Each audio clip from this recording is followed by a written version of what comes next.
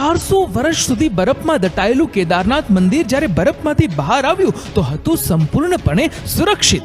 400 વર્ષ સુધી બરફમાં દટાયેલું કેદારનાથ ધામ આજે પણ ઊભું છે અડીખમ.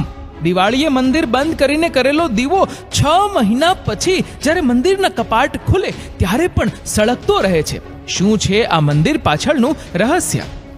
કેદારેશ્વર જ્યોતિર્લિંગનું મંદિર દેશના 12 જ્યોતિર્લિંગોમાંનું સૌથી ઊંચામાંનું એક છે, જે ભારતના ઉત્તરાખંડ રાજ્યમાં ગિરિરાજ હિમાલયમાં કેદારની ટોચ પર આવેલું છે. આ સમગ્ર વિસ્તાર કેદારનાથ ધામ તરીકે ઓળખાય છે. આ સ્થાન 4 ધામમાંથી એક છે. કેદારનાથ ધામ અને મંદિર સાથે ઘણા રહસ્યો જોડાયેલા છે. આવો કેદારનાથ વિશે 10 રહસ્યમય વાતો જાણીએ.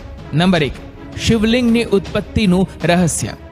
પૌરાણિક કથાઓ અનુસાર ભગવાન વિષ્ણુના અવતાર મહાતપસ્વી નર અને નારાયણ ઋષિ હિમાલયના કેદાર શૃંગ પર તપસ્યા કરતા હતા. તેમની આરાધનાથી પ્રસન્ન થઈને ભગવાન શંકર પ્રકટ થયા અને તેમની વિનંતી પ્રમાણે તેમને જ્યોતિર્લિંગના રૂપમાં હંમેશ માટે નિવાસ કરવાનું વરદાન આપ્યું.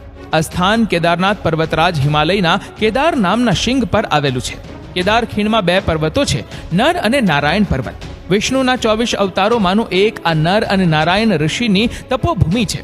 બીજી બાજુ બદ્રીનાથ ધામ છે, જ્યાં ભગવાન વિષ્ણુ આરામ કરે છે. કહેવાય છે કે બદ્રીનાથ ધામની સ્થાપના નારાયણે સતયુગમાં કરી હતી.